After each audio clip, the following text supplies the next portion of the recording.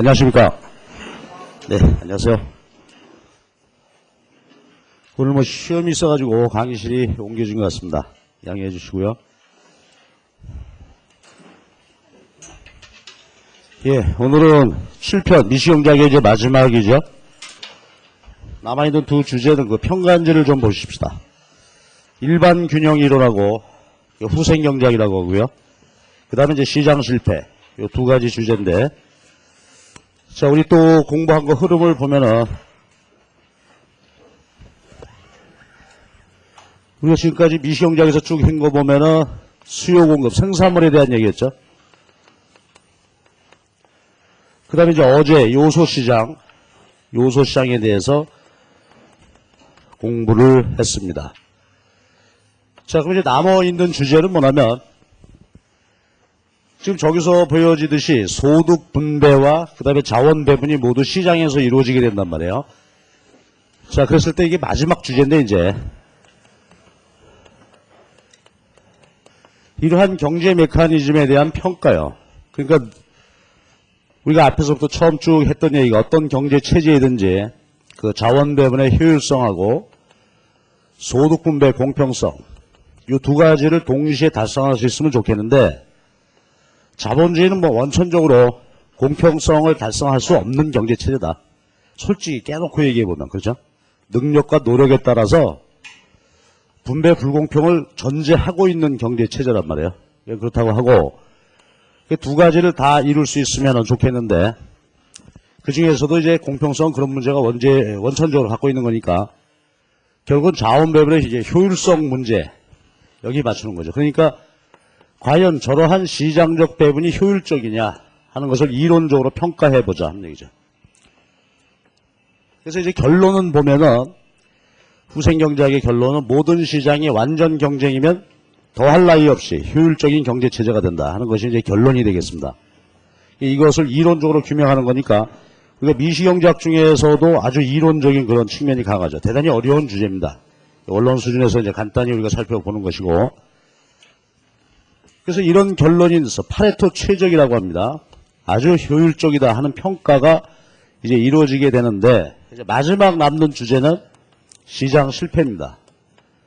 그때 가서 이제 다시 얘기하겠지만, 시장 실패의 문제는 뭐냐면, 시장이 저러한 자원 배분의 효율성과 공평성을 달성할 수 없는 상태, 시장 실패죠. 즉 시장에만 맡겨두게 되면 배분의 효율성도 달성할 수 없고 공평성을 원천적으로 달성할 수 없고 하는 것이 시장 실패의 문제입니다. 이제 마지막 이 주제, 결국은 시장이 해결할 수 없는 문제가 존재한다. 그러면 결국은 정부가 개입해야 되겠죠. 그래서 정부 개입의 논리적인 근거가 바로 시장 실패가 되겠습니다. 자, 그래서 이제 미시경제학이 이제 마무리가 되겠어요. 그래서 16장, 17장에 어제도 얘기했듯이 여기가 출제 빈도가 굉장히 많은 부분입니다. 그럴 수밖에 없죠. 이거 의미가 있는 부분이란 말이야. 자, 그래서 먼저 이제 16장 보고, 그 다음에 17장의 시장 실패 문제로 이렇게 넘어가도록 이렇게 하십시다. 16장은 후생경제 이론, 후생경제학. 그래서 이론적으로는 대단히 미시경제학에서 가장 추상적이고 이론성이 강한 이제 그런 측면입니다. 근데 여기서는 우리가 시험 준비하는 데 있어서는 기본적인 아이디어만 잘 정리해두면 돼서, 나머지 16, 17장 문제는 새로운 이론이 나오거나 그런 것은 아니고요. 기본 개념을 앞에서 했던 것을 응용을 해서 살펴보는 거니까 주제 자체들은 재미가 있습니다. 자, 그럼 먼저 16장의 후생경제학 얘기부터 이제 시작을 합시다. 그럼 첫 번째가 웰페어 이코노믹스 후생경제학인데, 그 중에 이제 첫 번째 주제가 일반 균형입니다. 자, 그럼 요거 이제 배경을 좀 봐야 되겠죠. 일반 균형 이론 자체는 이거 엄청나게 복잡한 얘기인데, 여기서는 개념만 보고 가시면 될 것 같아요. 자, 그럼 먼저 일반 균형에 대해서 얘기를 이제 앞에서 부분 균형, 일반 균형 정의했을 때, 일반 균형의 개념이 뭐냐 이거지. 개념은 우리가 앞에서 상호 관계를 맺는 모든 시장이 다 어떻게 돼요? 균형을 이루고 있는 상태가 일반 균형이다. 그래서 서로 영향을 주고받고 하게 되는데, 동시균형 상태다 이렇게 보시면 되겠지. 자, 그러면 후생경제 이론에서 왜 일반 균형이 먼저 전제가 되는가 하는 얘기인데요. 저기 한번 보시죠. 대한민국 안에 있는 모든 생산물 시장, 수요 공급이 있겠죠. 모든 요소 시장, 그러한 시장들이 모든 생산물과 모든 생산 요소가 다 균형이 되는 상태가 전제되어야 어떻게 돼요? 저 자원 배분 상태가 효율적이냐 아니냐 평가할 수 있겠죠. 그러니까 지금 막 균형이 아니야. 불균형 상태에 이렇게 해서 조정이 일어나고 있는 과정이라면 그걸 평가할 수가 없을 거 아니겠어요? 그러니까 이론적으로는 일반 균형 상태가 되어야 그 균형 상태가 과연 자원 배분을 효율적으로 하고 있는 건지 하는 것을 평가할 수 있을 거다. 따라서 이제 후생 경제 분석을 하기 위해서는 일반 균형이 성립하느냐, 성립 여부에 대해서부터 먼저 해봐야 될까요? 근데 이제 결론은 일반 균형이 존재할 수 있다라는 것이 증명되었다 이겁니다. 그 증명하는 게 이제 일반 균형 이론에서의 핵심입니다. 근데 우리는 어떻게 증명하느냐 하는 것은 따질 거 없을 것 같고요. 일반 균형이 존재한다. 그래서 우리 교재에 보면은 476페이지에 그 위에서 세 번째 줄부터 보면 말이죠. 미국의 LO, 그 다음에 W 하는 분들이 자본주의 경제체제에 일반 균형이 존재할 수 있다. 존재 증명을 했습니다. 자, 그러니까 일반 균형이 존재한다. 그러면은 지금 현재가 일반 균형이라는 상태다. 존재해 놓고 이제 후생평가하겠다. 할 수 있게 되었다 하는 얘기입니다. 이게 60년대 요 분들이 이제 논문을 써가지고 존재 증명을 했는데 뭐 두꺼운 책도 아닌데 한 60페이지 정도 된 논문을 갖고 말이죠. 존재 증명을 했어요. 그러니까 그렇다면은 존재 안 한다면은 문제죠. 그거예요. 근데 존재한다. 그러니까 그 일반 균형 상태가 효율적이냐 이렇게 평가할 수 있게 되겠습니다. 근데 거기 이제 조건이 있어요. 생산물 시장이나 요소 시장이 모두 어때요? 완전 경쟁일 때. 완전 경쟁이라면 일반 균형이 존재한다. 자, 그렇다면 그 상태는 효율적일 것인가? 이렇게 이제 분석을 해야 되겠습니다. 자, 그래서 이제 그렇다면 이제 일반 균형 존재 증명까지 우리가 할 거 없고 그렇다더라. 존재할 수 있다는 것이 증명되었다. 이렇게 이제 보면 되고. 다만 한 가지만 얘기하고 가십시다. 일반 균형을 이룰 수 있다 그랬으니까 그러면 일반 균형 상태가 되면 그건 어떤 상태일까 하는 것에 대해서 의미를 좀 봐야 되겠습니다.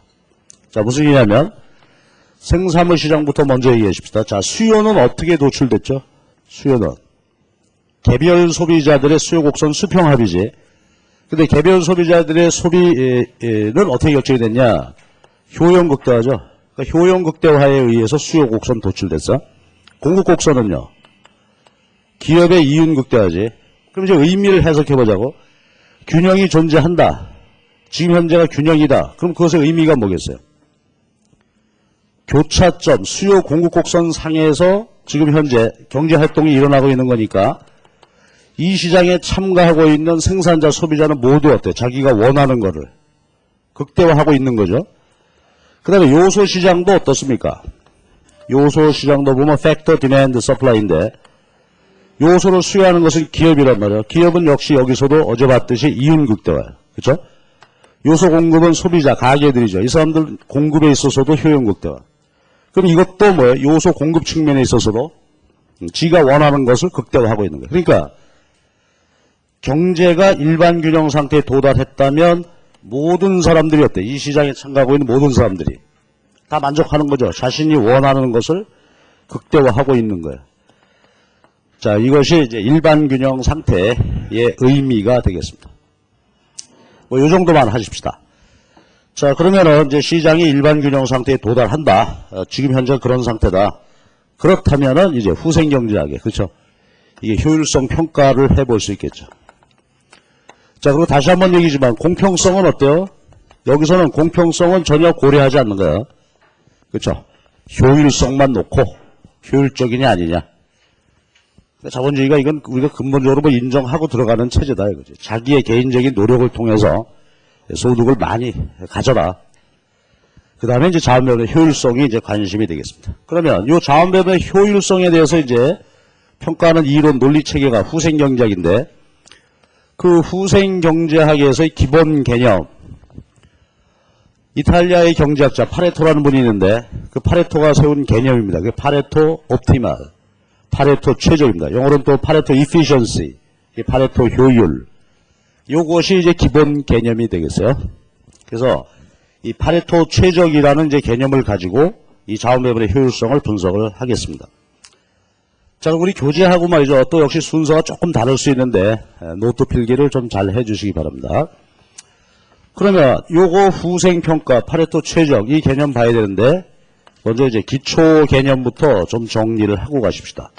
후생경제학에서 두 가지 개념이 기본이야. 하나는 부존, 그 다음에 파레토, 우위라는 두 가지 개념입니다. 우위 또는 개선.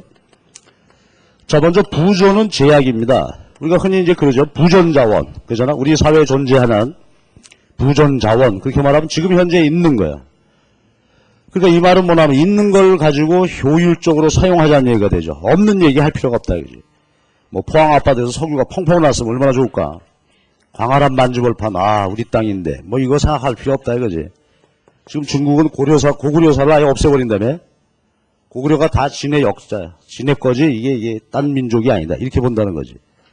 그거 다 생각할 필요가 없고 지금 현재 있는 거, 그러니까 제약 조건이라고 보시면 되죠.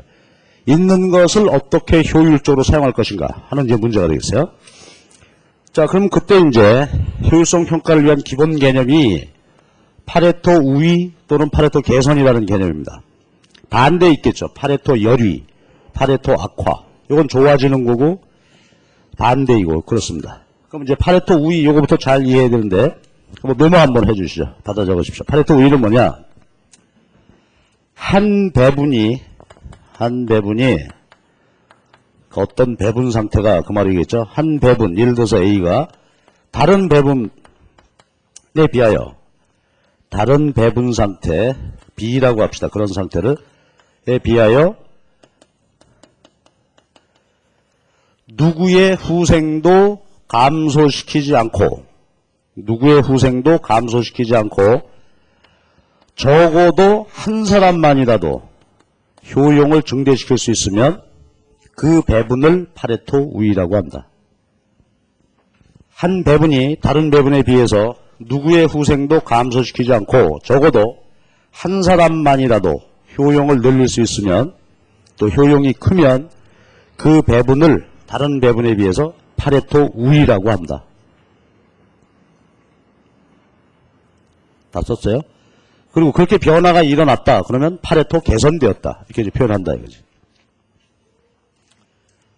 어때요? 이게 콩이 되는 거예요? 팥이 되는 거예요? 무슨 소리요? 자, 이걸 이제 상황을 잘 좀 이해를 해봐야 되겠지. 그러니까 A라는 배분 상태, B라는 배분 상태, 두 가지 배분 상태가 있다 이거지. 그러니까 무슨 얘기냐면 우리 교실 한번 생각해봐봐. 이 안에 지금 주인이 없는 물건이 없죠. 이 건물은 이 건물 주인일 거고 각종 집기 우리 원장님 거고 그 다음 우리가 각각 갖고 있는 건 다 내 거죠. 이렇게 배분되어 있어요. 지금 이게 A 상태라고 해보자고. 이 배분하고 요 비분을 비교하는데 이제 판단 기준입니다. 근데 이런 예를 한번 들어보자. 근데 여러분 중에 누군가가 아침에 일찍 오느라고 볼펜을 못 갖고 왔다. 근데 박준희는 왜 노트 안 하냐고 난리치고 난감하죠. 근데 옆에서 그 모습을 보고 있던 어떤 친구가 요새는 볼펜을 무대기로 들고 다니지 10개씩 막 이렇게 공부를 그만큼 열심히 하는 것 같은데 근데 잊어먹는 게 더 많죠. 저희 때는 맨날 연필 들고 다니면서 깎는 게 일이었는데 하여튼 그렇다고 하자고 볼펜이 없어. 그 옆에 있는 친구가 줬어. 그 사람한테. 이거 쓰시라고. 노트도 없는데요. 그때 노트도 쭉 찔러줬어 이제. 자, 그러면 어떻게 돼? 배분이 바뀐 거죠. 물건을 이건 거래가 아니야. 그냥 줬어. 이렇게 교환이라고 그러죠. 그냥 줬어. 그러면 당연히 어떻게 됐을까? 배분 상태는 바뀌었는데 그 도움 받은 사람 한 사람의 효용이 어떻게 됐어요? 증가했겠죠. 그럼 이게 사회적으로 바람직한 거 아닌가? 우리 교실의 자원 배분의 효율성이라는 측면에서 어떤 사람 안 쓰는 거를 필요한 사람이 쓸 수 있게 되었다. 그러니까 어떻게 돼? 효율성이 높아진 거지. 근데 전제 조건은 뭐라고요? 그 볼펜 준 놈이 속을 끓이지 말아야지. 그죠? 볼펜 줘놓고 속으로 투덜투덜 한단 말이야. 노트 찢어져놓고 그게 아까워서 공부를 못해. 옆에 쓰는 애를 보면서 저놈이 평생 공부를 안 하던 놈이 오늘 아주 꾹꾹 눌러 쓰는구만. 그러면서 투덜거리고 있어. 그거는 어떻게 그 사람의 효용이 감소한 거잖아. 이래서는 안 된다 이거지. 주고서 어떻게 돼? 마음이 편안해야죠. 그렇죠? 중생을 하나 또 구제해 줬구만 오늘. 이게 파레토 개선이야. 이해할 수 있겠죠? 그러니까 물론 말이지. 이렇게 배분 상태를 바꿨는데 모든 사람이 즐거워졌다면 그건 두말할 거 없이. 좋아진 것 같지만 그런 변화는 참 찾기가 어려울 것 같아요. 그래서 우리가 이제 경제학에서 비유할 때 모든 사람이 다 좋아지는 변화는 있을 수가 없다. 현실적으로. 그렇죠? 사촌이 땅을 사면 어떻다고요? 그렇죠. 그건 소화제로도 해결 안 되는 통증을 수반한다 이게. 그러니까 나는 변함이 없어도 다른 사람이 좋아지면 우리 마음이 편치가 않아. 나만 그런가? 반응이 없어. 그러니까 사실은 어떤 변화를 통해서 모든 사람이 다 좋아진다는 변화는 있을 수가 없습니다. 그러니까 요것이 이제 파레토 기준이 되겠습니다. 여러분 다시 한번 읽어봐봐. 노트를. 파레토 우위 개선은 뭐다?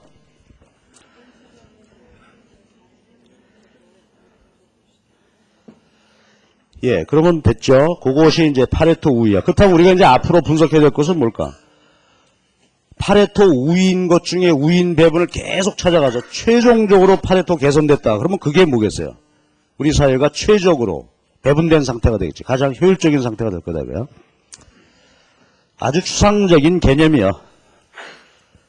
자, 그 다음에 이제 이어지는 얘기가 파레토 최적입니다. 요 두 가지가 기초 개념으로 해서 그 다음 가는 상태가 이제 파레토 최적인데 지금 말씀드린 대로 파레토 최적 상태다 하는 것은 그게 자원 배분이 가장 완벽하게 효율적인 상태가 되는 겁니다. 그럼 파레토 최적은 어떤 상태냐? 파레토 우위인 것 중에 우위인 자원 배분 상태. 왕중왕입니다. 그렇지? 그러니까 우리가 사회 배분 가능성은 뭐 무한계가 있겠죠. A, B, C, D, E, F, G 무한대 방법인데 이걸 각각 두 개씩 짝지어 비교해 보는 거지. 계속해서. 요거 해보니까 B가 우위다. 요건 D가 우위다. 요건 F다. 이런 식으로 계속 비교해가지고 최종 해보니까 예를 들어서 B가 남았다. 그럼 얘가 뭐예요? 파레토 최적이다. 이거지. 그죠? 자, 그렇다면 파레토 최적을 좀 정의해 볼 필요가 있죠. 그러니까 만약에 말이야, 지금 현재가 우리 교실 상태가 파레토 최적 상태라고 한다면, 그러면 이 상태에서 자원 배분을 바꾸면 어떻게 될까, 그거는? 파레토 열이, 파레토 악화되겠죠. 예, 그 파레토 최적은 더 이상 개선 여지가 없는 상태다. 예, 이렇게 볼 수도 있겠고, 파레토 최적일 때는 그 상태에서 바꾸면 안 되죠. 바꾸면 파레토 악화가 일어나게 되겠습니다. 자, 그럼 이제 파레토 교수는 이렇게 이제 정의를 해놓고 계속해서 얘기가 진행이 되는 거지. 그렇다면 파레토 최적이 되기 위한 그저 조건을 제시를 합니다. 그럼 어떻게 되면은 사회 전체가 자원 배분이 효율적이 되냐? 세 가지 조건을 만족해야 된다. 요 세 가지 조건을 이제 하나씩 우리가 살펴봐야 되겠죠. 그래서 쓰지는 말고 일단 먼저 교환의 최적, 그 다음에 두 번째가 생산의 최적, 세 번째가 생산물 구성의 최적. 그 세 가지 최적 상태를 동시에 만족하면 그것이 이제 파레토 최적이다 하는 얘기입니다. 근데 기본은 요 교환의 최적만 잘 이해하게 되면 나머지 것들은 우리가 어렵지 않게 쉽게 할 수 있습니다. 자, 그런데 이제 먼저 에치워스 보울리 박스라는 게 있습니다. 에치워스 보울리 두 분 경제학자죠. 박스 그림입니다. 에치워스와 보울리가 고안해낸 박스 상자 그림인데, 자, 이걸 이용해가지고 이제 파레토 최적의 개념을 우리가 쉽게 이해할 수 있겠습니다. 그러니까 파레토 오리지널 논문에는 개념만 쭉 해서 설명을 해놨단 말이지. 근데 그것이 좀 복잡하니까 가시적으로 보여주기 위해서만 고안해낸 장치다. 이렇게 보시면 되겠어요. 에치워스 보울리 박스. 그럼 제가 아무 말 없이 이렇게 해볼게요. X, Y 두 종류의 생산물이 있습니다. 그리고 우리 사회에는 두 사람이 있습니다. 단순화 과정이지.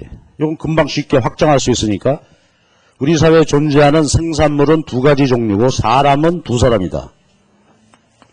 근데 그림을 이렇게 그려놨어. 자, 그러면 이 그림이 우리에게 주는 정보는 뭘까요?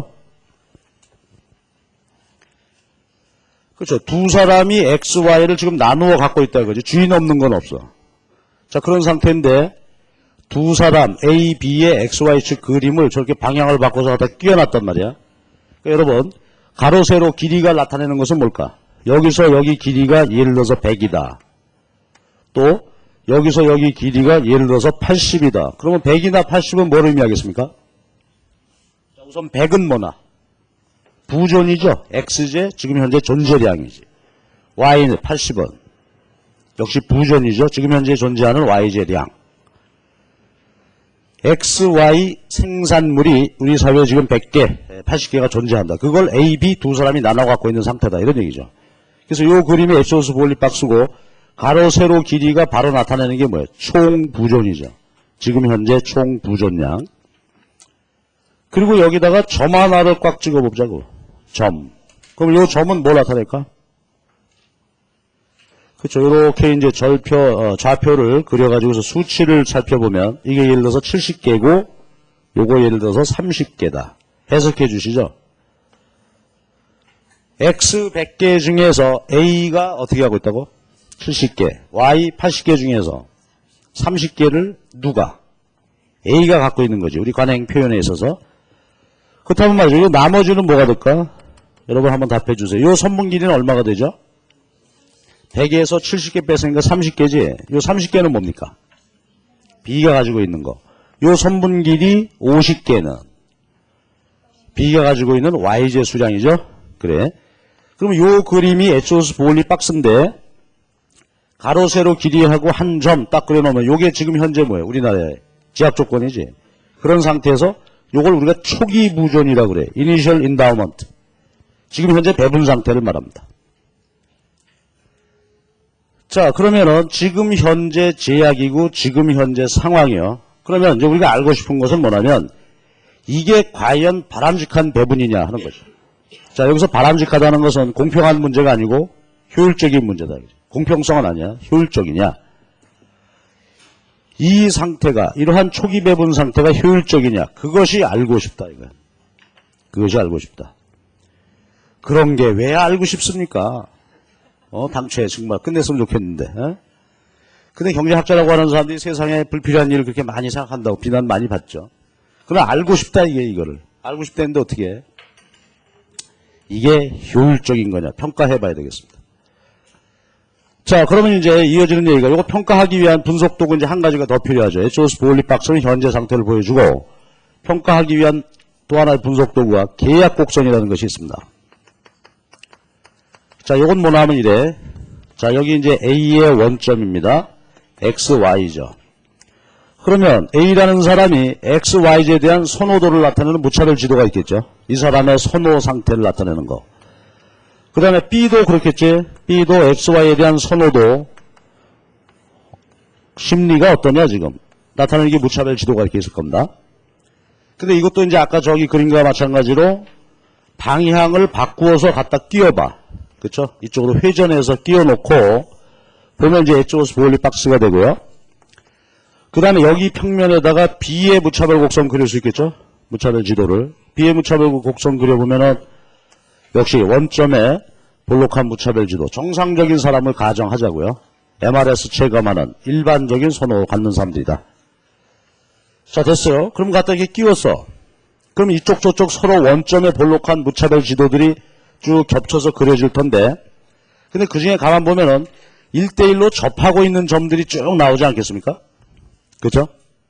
왜냐하면 둘 다 원점에 볼록한 것들이니까 1대1 접치고 교차하지 않는 것들이 등을 반들여서 이쪽 있으니까 접점들이 계속해서 연속적으로 나오게 될 겁니다. 그럼 고선을 연결해 놓은 게 뭐다? 그게 계약 곡선이야. 자, 여러분 머릿속으로 한번 정해 봐봐. 후생경제학에서 계약 곡선이란 뭐다? 두 사람의 무차별 곡선이 방향을 달리해서 그려졌을 때 접하고 있는 점들 연결해 놓은 게 계약 곡선이에요. 자, 그러면 말이죠. 계약 곡선의 특징을 한번 생각해 봅시다. 계약 곡선상에서는 지금 어떻다는 거예요? 두 사람의 무차별 곡선이 접하고 있단 말이야. 접하고 있다는 것은 요 점에서 접선의 기울기가 서로 같다는 얘기죠. 두 사람의 무차별 곡선 접선 기울기가 같다 이거. 그러면 우리가 알다시피 무차별 곡선 접선 기울기는 뭐죠? MRS지. 그러니까 계약 곡선상의 특징은 뭐나? XY에 대한 A와 B 두 사람의 MRS가 모두 어때다? 같은 점들이다. 이런 얘기가 되겠죠. 그치? 그래서 계약 곡선의 특징은 계약 곡선상에서는 두 사람의 MRS가 모두 같다. 그러니까 즉 XY에 대한 선호도가 어때요? 모두 같은 거지. 근데 이제 한 가지 조심할 것은 이렇습니다. 그 값 자체가 모두 동일한 것은 아니에요. 그러니까 예를 들어서 요 점에서 MRS는 예를 들어서 0.9다. 그렇다면 이 점에서는 0.9가 아니어도 괜찮겠죠. 그치? 이건 뭐 0.8이다. 여기는 1.1이다. 이게 다 다를 수 있다는 거죠. 값은 다르지만 하여튼 그 한 점에서는 두 사람의 MRS가 같다. 자, 요것이 이제 계약 곡선의 특징이 되겠습니다. 그리고 원점도 뭐예요? 계약 곡선상 한 점 되겠죠. 서로 접점이 원점도 마찬가지죠. 계약 곡선. 자, 그러면 이제 요 두 가지를 가지고요. 에츠워스 보울리 박스하고 계약 곡선을 가지고 교환의 최종 문제를 살펴보자 이거지. 그러니까 지금 현재 부전 생산물을 어떻게 하면 효율적으로 나눠 가질 수 있겠냐 하는 것을 이제 평가해 봅시다. 이거지. 이 그림으로 보면 뭐 재밌습니다. 저 두 가지 기본 개념 놓고 이제 분석 시작입니다.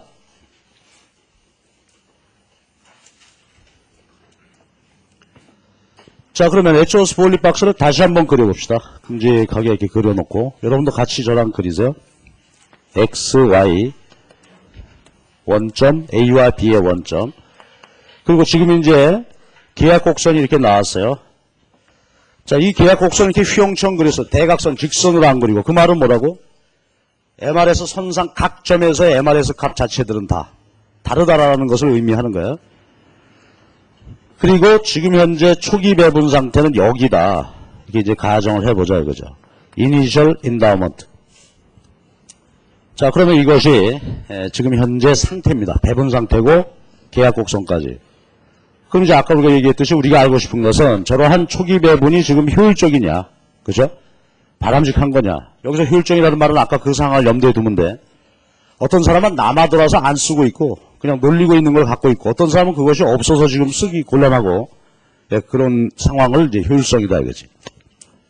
자, 평가하는 순서입니다. 근데 이것도 우리가 공부할 때는 말이죠. 이렇게 순서를 밟아서 머릿속으로 이대로 생각해 보는 것이 좋습니다. 그럼 첫 번째 생각, 평가는 어떻게 하냐면 초기 부전점이죠. I점을 지나는 두 사람의 무차별 곡선을 한번 그려봅시다. 이거 I점을 지나는 두 사람의 무차별 곡선을 한번 그려봅시다. 그러면 먼저 A의 무차별 곡선 그릴 수 있겠죠. 이렇게 보면은 그렇죠? A의 원점 쪽으로 볼록하며 I점을 지난다. 그러면 지금 현재 초기 배분이죠. A가 XYZ를 몇 개 갖고 있는데 그 상태에서 뭐예요? 저게 A가 느끼고 있는 효용 수준이죠. 효용 수준. 저만큼의 효용을 느끼고 있다. B. 이 사람 것도 이제 이렇게 해봤어. 그 요거는 B의 무차별 곡선이죠. 그림을 잘 봐봐. B의 원점 쪽으로 볼록하니까 저건 B의 무차별 곡선이에요. 그립니다. 그런데 그렸을 때 두 가지 상황이 나타날 수가 있죠. 지금 이것처럼 이렇게 일단 써놓고 볼까요? 볼록한 영역이 생기더라. 볼록 영역이 생긴다. 즉 봐봐. 초기 배분점을 지나는데 두 사람 무차별 곡선 그렸더니 이렇게 서로 교차해가지고 요런 영역, 요런 부분이 생긴다 이거지. 이게 마치 뭐가 같이 생겼어요? 볼록 렌즈 같이 생겼다 이거지. 그래서 이걸 우리가 흔히 볼록 영역 또는 렌즈 영역 그렇게 말해요. 볼록 렌즈 모양의 부분이 생겼다.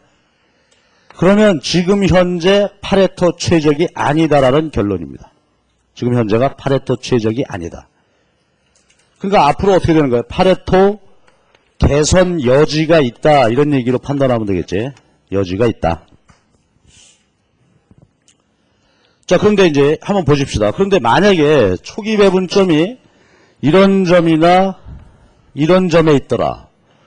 즉 이건 지금 어떤 상태에 있는 거지? 초기 배분점이 어디 있어요? 계약 곡선 상에 있죠. 계약 곡선 상에 있어. 그러니까 당연히 어떻게 되겠어요? 볼록한 영역은 없죠. 만약에 그 초기 배분점이 계약 곡선 상에 있어가지고 이러한 볼록 영역이 없더라. 생기지 않는다. 즉 계약 곡선 상에 있다. 그렇다면 지금 현재가 파레토 최적이다. 현재 배분 상태가. 그리고 뒤에서 증명이 되겠지만 지금 현재가 파레토 최적이 됐다. 저런 상태라고 한다면 그때는 꼼짝 말고 거기 있어야 돼. 아까 얘기했듯이 파레토 최적 상태에서 자원 배분을 바꾸게 되면 어떻게 된다고? 악화되는 거죠. 그죠? 파레토 악화가 일어나게 된다고. 그러니까 저런 상태라면 그대로 꼼짝 말고 그 배분 상태를 유지해야 돼. 자, 그럼 요건 이제 일단 최적이니까 문제는 요걸 우리가 살펴보면 되겠죠. 어떻게 하면 개선되겠는가? 자, 요게 이제 후생경제학에 있어서 핵심이야. 그러면은 어떻게 파레토 개선시킬 수 있을까 하는 아이디어입니다. 자, 그러면 이제 여기를 말이지 그림을 요거는 제가 그린 다음에 여러분이 그리세요. 그림이 삐뚤어지게 되니까 이렇게 이제 하나씩 생각해봐야 돼. 세 가지 가능성이 있다. 지금 현재 이제 파레토 최적이 아니니까 배분 상태를 바꿀 수 있겠죠. 서로 교환할 수 있단 말이야. 근데 교환의 가능성은 세 가지야. 초기 배분점에서 세 가지로 바뀔 수 있습니다. 어떤 경우냐면 첫 번째 이런 점, 노란 점으로 배분점을 바꿔보자. 여러분, 노란 점으로 갔다라는 것은 뭘 얘기하지? XY를 서로 주고받죠. XY를 서로 주고받는데 노란 점으로 갔다는 것은 바꾼 상태 점들이 어디에 있어? A의 무차별 곡선 상에 있는 점들로 배분점을 바꿨다 이거지. 그러니까 예를 들어서 그냥 보십시다. 이 점으로 바꿨다. 그럼 어떻게 했다는 거예요? A와 B 둘이 서로 주고받고 했죠. A는 뭘 줬어? B에게 X를 줬지. X를 주고 Y를 받고 B는 X를 받고 Y를 주고 그럼 배분을 했다 이죠. 교환을 했다 이거. 이건 거래 아닙니다. 값을 쳐서 몇 개당 몇 개 바꾸자 이게 아니라 그냥 주고받고 해. 너가 한 2개 좀 줘봐봐. 나는 너 이거 5개 줄게. 그죠? 바꿔봤다 이거지. 자, 그럼 이제 답해 주세요. I점, 노란 점들로 배분점을 바꿨어. 그러면 자, 잘 봐봐. 무차별 곡선 중심으로 해석해 보는데 A의 효용은 어찌 됐을까? 초기 배분점 I에서 노란 점으로 갔으면은 그 배분점은 어디 있어 지금? A의 무차별 곡선상에 있으니까 A의 효용은 변함이 없죠. 변함이 없으나 B의 효용은 어떻게 됐을까? 유틸리티 A, B. B의 효용은 자, 저 노란 점들에다가 무차별 곡선을 한번 그려봐봐. 가상적으로 B의 무차별 곡선 그려봐봐. 원래 B의 무차별 곡선 B에서 어떻게 된 거나? 원점에서 멀어졌죠. 그러니까 B의 효용은 증가한 셈이지. 그치? 자, 그림 한번 그려볼까요? 요 그림 나중에 그려요, 여러분. 이렇게 갔다 이거지? 그러니까 잘 봐봐. 최초 B의 무차별 곡선이 이것이었는데 옮겨갔죠. 원점에서 멀어졌으니까 B의 효용 증가했지. 또 이 점이나 이런 점도 마찬가지죠. 여기를 그려보면은 어때요? 역시 이것으로부터 원점으로부터 멀어졌죠. 그러니까 B의 효용 증가. 그리고 이건 꼭 동일한 무차별 곡선상에 있을 필요는 없지. 그러니까 그림으로 그죠? 편안하게 그리기 위해서 한 점인 것처럼 그렸는데 하여튼 이런 점으로 가게 되면 B의 무차별 곡선이 원점으로부터 멀어졌다. 그치? 그림으로 보이죠, 눈으로. 자, 아직 그리지 마, 무차별 곡선. 나중에 한꺼번에 그리십시오. 그 다음에 이렇게, 그러니까 요건 이제 증가했어, B는. 근데 이번에는 빨간 점으로 가면 어떻게 될까? 빨간 점은 여기야. B의 무차별 곡선상의 점들입니다. 아직은 그리지 마십시오. 그림만 보고 나중에 그릴 시간을 드릴게. 자, 빨간 상태로 갔다. 그러면 어떻게 되는 거예요? A와 B의 효용 변화에 대해서 생각해 봅시다. 우선 B의 효용은 어때? 빨간 점으로 옮겨갔다 하게 되면 그대로죠. 원래 B의 무차별 곡선상에 있는 점들이니까 그대로인데 A의 효용은 증가했죠. 이것도 빨간 무차별 곡선은 원래 A의 무차별 곡선보다는 원점에서 멀어졌으니까 A의 효용 증가했습니다. 그렇지? 그 다음에 이제 마지막 볼 상황인데 파란 점으로 갔대. 파란 점으로 가면 어떻게 돼? 파란 점은 어디야? 이 렌즈 영역의 안쪽입니다. 안쪽. 이런 점으로 갔다. 자, 그러면 여러분 한번 판단해 보실까? A의 B의 무차별 곡선을 한번 그려봐봐. 머릿속으로. 그럼 어떻게 된 거야? 자, A의 무차별 곡선 그려보십시오. 파란 선을 지나는, 파란 점을 지나는. 그러면 A의 효용이 증가한 거고 파란 점을 지나는 B의 무차별 곡선 그려보면 증가한 거죠. 역시 예, 그래서 한번 그려봅시다. 그려보면 이렇게 된단 말이야. 이렇게 됐으니까 A의 효용 증가했지. 그 다음에 요 점을 지나는 B의 무차별 곡선 그려보면 이런 모양이 되겠죠. 그러니까 이것도 역시 어떻게 됐어요? 증가했죠. 자, 그래서요, 제가 일부러 그리지 말라고 한 건 이제 이건데, 그러니까 노란 거, 빨간 거, 파란 걸 이제 그리되, 요것이 서로 이렇게 접하도록 의도적으로 그 그림을 그려라 이거지. 자, 한번 그려보시죠. 그리면서 상황 변화에 대해서 한번 생각해 봐봐.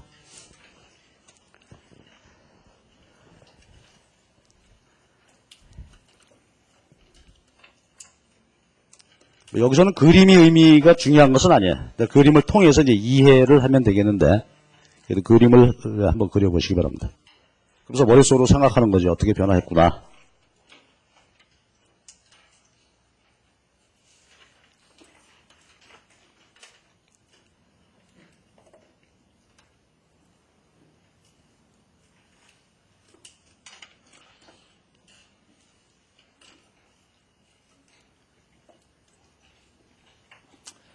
됐어요? 자, 그럼 요거 이제 마무리하죠. 파란 배분점으로 가면 어떻게 됐다고?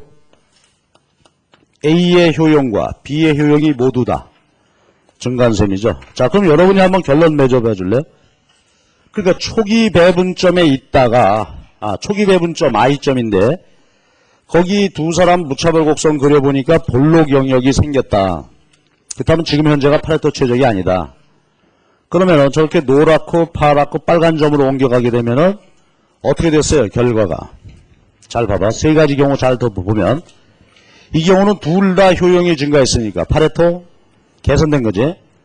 빨간 점으로 가면은 누구 후생도 감소하지 않고 적어도 한 사람의 효용이 증가한 거죠. 그러니까 파레토 개선.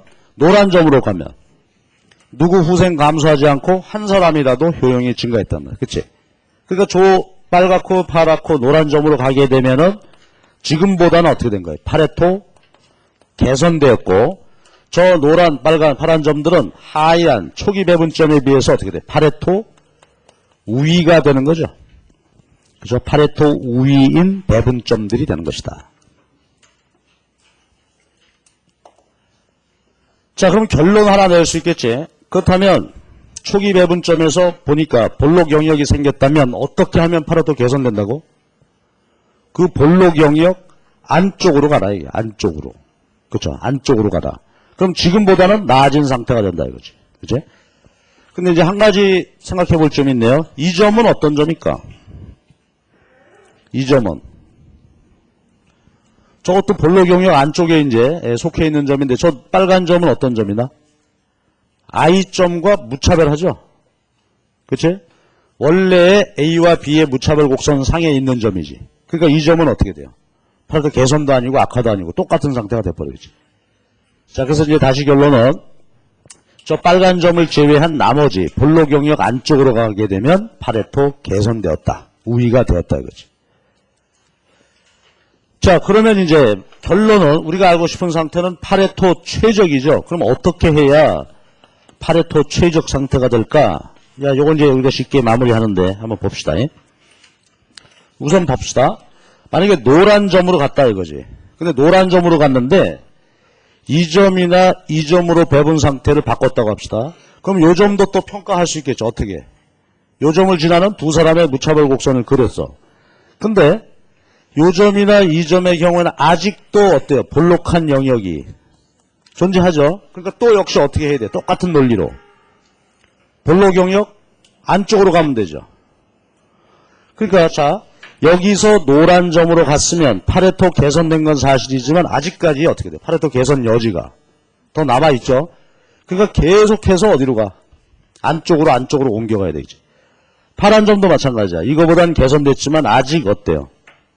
아직 볼록 영역이 생기고 있으니까 개선 여지가 있는 거지. 빨간 점도 마찬가지야. 그래서 빨간 배분 상태에 있었다면 안쪽으로 가게 되면 지금보다 개선이다. 자, 그럼 여러분이 결론 내봐봐. 그러면 최종 더 이상 개선 여지가 없는 최적 상태가 되는 점들은 어디가 되겠습니까? 그렇지? 여기서 보여지는 것처럼 요 점으로 갔다. 그럼 볼록 영역 더 이상 안 생기지? 요 점으로 갔다. 이 점으로 가면 끝이죠. 더 이상 개선 여지가 없어 이제. 자, 그러니까 그림 가만 들어보면 여기 있다가 어디까지 가야 비로소 파레토 최적이 된다. 그렇지. 렌즈 안에 속해 있는 계약 곡선 가게 되면 끝이죠. 더 이상 개선 여지가 없어. 그러니까 요 렌즈 안에 있는 계약 곡선상 어딘가로 갔다면 그걸로 끝. 더 이상 개선 여지 없다. 그치? 예, 이런 상태예요. 그러면은 우리 개념 알았어. 그렇다면 파레토 최적 상태는 어디라고요? 렌즈 안의 계약 곡선상. 그걸 우리 후생 경제학에서는 렌즈 안에 코어다 이런 말을 쓴단 말이에요. 렌즈 안의 코어. 뉴코어 백화점 뭐 있죠? 코어. 핵심이야. 자, 그러니까 우리가 용어 하나 익혀두면 뭐 잊어먹지 않겠죠. 그러니까 한마디로 말해서 어디가 파레토 최적 상태가 된다고? 렌즈 안에 코어. 렌즈 안에 코어는 뭘 얘기해? 렌즈 속을 지나고 있는 계약 곡선상으로 가라. 그러면 파레토 최적이다. 이게. 그렇죠? 네, 어렵지 않게 결론이 났어요. 이렇게. 자, 그래서요. 이것이 이제 파레토 개선, 파레토 최적 상태에 도달하게 되는 그 과정에 대해서 본 겁니다. 그죠? 몇 가지 좀 추가해서 더 봅시다. 근데 연습인데 이제 우리가 일반화 시켰습니다. 좀 이쪽에서 한 번 더 보는데 이런 상태가 있다 이거지. 그리고 여기가 계약 곡선이야. 그러면 이건 어디나 그대로 적용하는 논리가 되겠죠. 그렇지? 아무데나 여기가 배분점이다. 그러면 요 점을 지나면 어떻게 된다고? 두 사람의 무차별 곡선을 그렸다. 그랬을 때 볼록한 영역이 생기면 어떻게 된다? 파레토 최적 아니다. 그럼 어떻게 된다고? 볼록 영역 안으로 가면 개선이고 최적이 되는 것은 렌즈 안에 코어다 이거죠. 렌즈 안에 코어. 어디나 마찬가지겠죠. 이 점이 배분점이다. 축이 배분. 그러면 역시 렌즈 안에 코어 가는 것이 최적이다. 근데 아까 봤던 것처럼 만약에 지금 현재가 파레토 최적 상태다. 이렇다면 어떻게 돼야 돼요? 꼼짝 말고 있어야 되겠죠. 왜 그러냐면 반대가 되잖아. 한번 봐봐. 이 점에서 우선 바깥쪽으로 계약 곡선을 벗어나는 쪽으로 배분점이 옮겨진다면 두 사람의 효용이 어떻게 되겠어? 모두 감소하겠죠? 왜냐하면 한번 해볼까? 여기 지금 파레토 최적인데 이런 점으로 배분을 바꿨다 하게 되면 요 점을 지나는 A의 무차별 곡선 그려보면 원점 쪽으로 후퇴했죠. A의 효용 감소야. 또 요 점을 지나는 B의 무차별 곡선 그려보면 역시 원점 쪽으로 후퇴했지. 그러니까 여기 가만히 있어야 돼. 또 만약에 말이죠. 여기 있다가 바깥으로 가는 것은 그렇다고 하고 악화된 거고 요 점에서 만약에 이런 점으로 즉 계약 곡선 상으로 옮겨갔다면 어떻게 될까 그거는. 그건 괜찮지 않냐? 그렇지가 않죠. 왜? 잘 봐봐.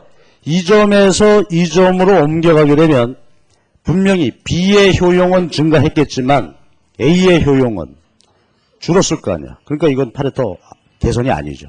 그렇지? 그리고 요 점 어떨까? 요 점도. 이 점도 두 사람의 무차별 곡선을 접하는 거니까 요 점도 파레토 최적이고 이 점도 파레토 최적이 되는 거예요. 이건 다시 이제 나중에 얘기하겠지만 이런 점이나 이런 점도 파레토 최적이라는 것은 결국은 뭐야? 파레토 최적은 공평성은 살펴보지 않겠다는 거지. 그러니까 우리가 생각해보면 한 사람이 독식하고 있는 상태가 어떻게 돼? 가장 손쉬운 파레토 최적이 되는 거야. 한 놈은 다한테 몰아줘. 그 우리가 흔히 뭐 사극 같은 거 보면 조선시대에 그런 나오잖아요. 임금이 쿠데타에 성공을 해. 그러면 어떻게 됩니까? 드디어 조선의 풀한포기 그것까지 다 전하의 것이 되었사옵니다. 그런단 말이에요. 난 그걸 보면서 드디어 파레토 최적을 달성하였군. 한 사람이 다 갖는 거가 가장 뭐 손쉬운 파레토 최적이 되겠습니다. 그렇죠? 자, 이것이 기본 개념이에요. 왼쪽 오른쪽 그림을 보시면서 다시 한번 생각해 보자고요. 초기 배분점에서 두 사람 무차별 곡선 그렸을 때 볼록 영역이 생겼다면 그건 파레토 최적 아니다. 자, 그럼 소리내서 말해봐봐. 그러면 어떻게 하면 된다고? 예, 볼록 영역 안쪽으로 가면 일단 어떻게 돼? 파레토 개선된 거고 최종적으로 최적 상태는 렌즈 안에 코어에서 이루어지게 된다. 그치? 근데 만약에 지금 현재가 계약 곡선 상에 있다면 어떻다? 그거는 파레토 최적이고 움직이면 안 돼. 그치? 계약 곡선 상에서 왔다 갔다 하는 것도 뭐예요? 그것도 파레토 악하다. 왜? 누구 한 사람의 후생이 감소하기 때문에. 그치? 자, 요것이 이제 기본이 되겠습니다.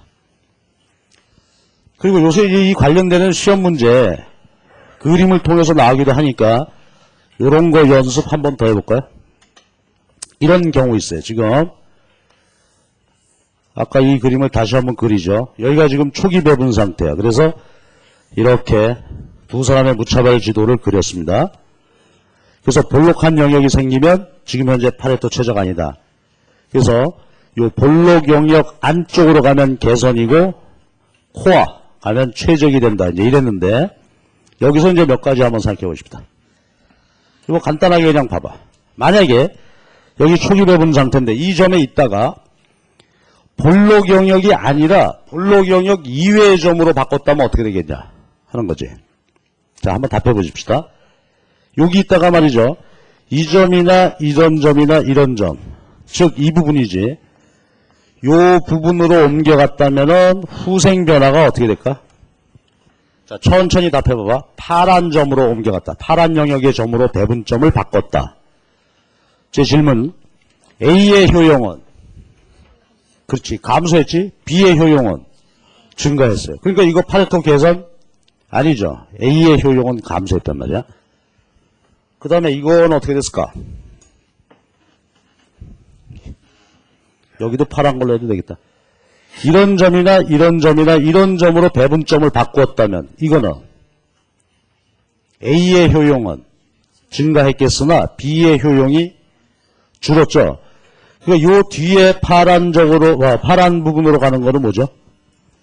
파레토 악화죠. 그죠? A의 효용은 증가했지만 B의 효용이 줄었단 말이에요. 그리고 이제 마지막 한 부분이 더 남았는데 요 빨간 부분 여기로 가면 어떻게 될까? 배분점을 이런 점으로 바꿨다. 이 점이나 이 점으로 갔다. 그럼 역시 A와 B의 무차별 곡선을 그려봐봐. A의 효용 안 보여? 자, 요 점을 지나는 A의 무차별 곡선을 그려보면 A의 무차별 곡선이 어떻게 돼서 뒤로 후퇴했죠? 그러니까 A의 효용 감소. 여기를 그려보게 되면 B의 효용도 감소했지. 그치? 그러니까 크게 보면은 말이죠. 5개 영역으로 나눠볼 수 있겠어요. 그치? 다시 한번 이제 요 그림을 보고 결론 냅시다. 여기가 초기 배분점이야. 그랬을 때 볼록 영역 안쪽으로 요 선분을 선을 포함한 안쪽으로 가면 지금보다 어떻게 된다? 개선. 그 안에 코어까지 가면 최적. 근데 여기 봐줘. 요 점으로 가는 건 뭐예요? 무차별. 요 뒤 파란 점으로 가는 거는 A의 효용 감소. 요 뒤에 파란 점으로 가는 거. B의 효용 감소. 빨간 영역으로 가는 거는 둘 다 감소. 그치? 그러니까 이제 명백해졌죠? 그래서 이런 것을 아무데나 점 찍어 놓고 묻고 요새 이제 그런 문제들이 나고 있다. 이제. 자, 됐어요? 그래서 이것이 교환의 최적이야. 그러니까 아주 지극히 추상적 개념입니다. 그렇죠? 부전 생산물을 어떻게 나누는 것이 좋겠냐. 이제 결론은 렌즈 안에 코어는 계약 곡선상 가야 되겠다 이거예요. 자, 그렇다면 이제 마무리하죠. 그렇다면 부전 생산물을 나누는데 배분하는데 어떻게 하는 것이 최적이다? 계약 곡선상 특징이 아까 뭐였어요? 두 사람의 MRS가 서로 같은 상태지. 그러니까 결론은 렌즈 안의 코어 계약 곡선 상에서는 두 사람의 MRS가 서로 같은 상태가 된다. 그래서 이것이 생산물 교환의 파레토 최적이야. 사회 구성원 두 사람 MRS가 서로 같아지도록 배분해라. 그림으로 보면 코어다. 계약 곡선상 배분점이다. 그러면 파레토 최적된다 이겁니다. 재밌죠 이거? 아이디어 간단하게 보면은 말이지 경제학자라고 하는 분들이 이렇게 교묘한 생각을 하는구나. 더 이상 개선 여지가 없다. 저거 아이디어 저기에 대해 반론을 제기할 수가 없죠. 저게 근 100년 전에 나온 이론인데 지금까지 후생 경제학의 기본입니다. 저게. 그래서 첫 번 교환의 최적에 대해서 봤습니다. 교환의 최적은 부전 생산물을 어떻게 나눠야 효율적이냐 하는 문제였어요. 이어지는 얘기입니다. 두 번째는 생산의 파레토 최적. 자, 요건 여러분 안 그래도 돼. 안 그리고 아이디어만 잘 챙겨봐봐. 아이디어 이렇습니다. 제가 아무 말 없이 이렇게 할 테니까 저자가 무슨 짓을 하냐 한번 헤아려 보시기 바랍니다. L, K, X, Y 이렇게 썼어. 이게 무슨 짓을 한 거야 내가. 그쵸? 느낌이 금방 왔지? XY축을 이번에는 LK 그러니까 뭐야 이거. 우리 사회에 존재하는 지금 노동 자본량이죠. 노동이 얼마나 있다고? 100단위. 자본은 80단위. 그걸 가지고 뭐 하고 있어 지금? X와 Y를 생산하고 있습니다. 그치? 생산하고 있어요. I는 초기 부전점이죠. 그러니까 X제 생산에 어떻게 했다는 거예요? 노동을 70단위 투입하고 자본은 30단위. Y제 생산에는 노동을 30단위, 자본을 50단위 투입하고 있다. 그렇죠? 근데 이것도 말이지. 이렇게 봅시다. LK X, LK Y. 그러면 요건 뭐죠? 아까는 무차별 곡선이고 이번에는 요소 투입량과 산출량과의 관계 보여주는 거. 요건 뭐야? 등량선이죠. 무차별 곡선이고 이번에는 등량선이야. 등량선 우리가 알죠. 요소 투입량과 산출량의 관계를 보여주는 거지 이렇게. 등량 지도입니다. 이걸 방향을 달리해서 갖다 끼웠어. 그럼 이것도 정상적인 생산함수다. 그러면은 둘 다 원점이 볼록할 거고 접점들이 쭉 나오겠죠. 요거 연결해 놓은 거 뭐라고 하자고? 계약곡선이야 이것도. 아까는 교환의 계약곡선이고 요거는 생산의 계약곡선이다 이거지. 그러면 말해주세요. 그러면 계약곡선의 특징은 뭘까? 계약곡선 상에서는 등량선이 접한다. 그러니까 등량선이 접하고 있으니까 그 점에서는 두 등량선 접선 기울기가 같죠. 근데 등량선 접선의 기울기는 뭐야? 그치. 무차별 곡선의 기울기는 MRS고 요거는 MRTS겠죠. LKX하고 MRTS LK의 Y가 서로 같아. 계약곡선상에서는. 그쵸? 이걸 가지고 계속해서 똑같이 가면 되겠지. 자, 이쪽으로 갑시다. 그러면 이번에는 L, K, X, Y란 말이야. 그래서 지금 현재 초기 배분점이 여기다 이거지. 지금 현재 노동과 자본을 X, Y에 저렇게 투입하고 있습니다. 자, 그러면 이것이 지금 잘하는 짓인지, 그치? 효율적인지 평가해 보겠다. 그러면 나머지 순서도 똑같이 가면 되지. 어떻습니까? 초기 부전점을 지나는 뭘 그려보자 이번에는. 무차별 곡선이 아니라 등량선 그렸는데 볼록 영역이 안 생긴다. 즉 계약 곡선상에 있다면 지금 현재가 뭐야? 파레토 최적이야. 그런데 볼록 영역이 생겼다면 아니다 이거죠. 개선 여지가 있다. 즉 부전 생산 요소를 효율적으로 사용하고 있지 못하다는 얘기가 되어지겠지. 그치? 그러면 어떻게 하면은 개선할 수 있을까? 세 가지 똑같은 얘기죠. 이번엔 말해봐봐. 아까는 효용인데 이번에는 뭘까? XY 생산량 변화겠죠. 생산량 변화로 한번 답해보세요. 자, 똑같은 얘기니까 한번 보지. 요소 투입점을 말이죠. 초기 부전점 여기서 노란 점으로 바꾸게 되면 XY 생산량이 어떻게 되나? 노란 점으로 바꾸게 되면 우선 X 생산량은 바로 헷갈려? 자, 여기 봐봐. 요게 X의 등량선이잖아. 그렇지? IQ. 요거는 Y의 등량선이잖아. 그러니까 요 점에서 노란 점으로 가게 되면 어떻게 돼요? X 생산량은 그대로이되 Y 생산량이 원점에서 멀어졌으니까 Y제 생산량이 증가했겠지? 그래. 그러니까 노란 점으로 가면 X는 그대로 Y 생산량만 증가했습니다. 자, 됐죠? 이제 빨간 점으로 가면 어떻게 돼? Y 생산량은 그대로죠. Y 등량 선상에 있는 점이니까. 그러나 X 생산량은 증가하겠지. 자, 다시 한 번 더 볼까요? 여기 빨간 점으로 갔어. 그럼 이건 원래 Y제 등량선상에 있는 점이니까 Y 생산량은 그대로란 말이야. 그러나 X 등량선이 원점으로부터 멀어졌죠. 멀어져서. 그러니까 X 생산량은 증가했겠지. 그 다음에 가운데 파란 점으로 가게 되면 X도 증가하고 Y도 증가하겠죠. 그래서 어떻게 됐다고? 파레토 개선 우위 상태가 된다 이거지. 나머지 얘기는 똑같죠. 근데 이것도 아까 우리가 봤던 것처럼 이런 점들로 가게 되면은 지금보다는 파레토 개선된 것이 분명하지만 아직 개선 여지가 있죠. 계속해서 어떻게 돼? 노란 영역이라면 안쪽으로 가고 안쪽으로 가면 되니까 최종 파레토 최적은 어디서 돼요? 예, 역시 렌즈 안에 코어 상태가 되겠습니다. 그리고 나머지 분석은 말이죠. 아까 우리 했던 거하고 똑같이 하면 되겠지. 아까는 효용이 증가 감소한 거고 이번에는 생산량 증가 감소하는 것으로 해서 그렇죠? 그대로 반복해서 아까 했던 얘기 그대로 하시면 돼. 자, 그래서요. 부전 생산 요소를 얼마나 효율적으로 사용할 것인가 하는 문제가 이렇게 이제 또 정리가 됐단 말이에요. 그러면 생산의 파레토 최적 조건 이걸 정의해 주실래? 생산을 어떻게 하면 최적이 된다고? 계약 곡선상이지.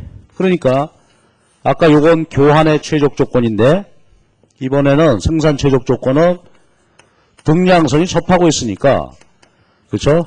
MRTS가 서로 같아지도록 그렇게 생산 요소를 투입하세요. 그러면은 요소를 가장 효율적으로 사용하는 상태가 된다. 그치? 그래서 이것이 생산의 파레토 최적이야. 그러니까 우리가 뭐 교환만 제대로 챙겨놨으면 이거 어렵지 않게 결론 낼 수 있겠습니다. 자, 그 다음에 이제 마지막 한 가지가 더 남았어요. 생산물 구성의 파레토 최적이야.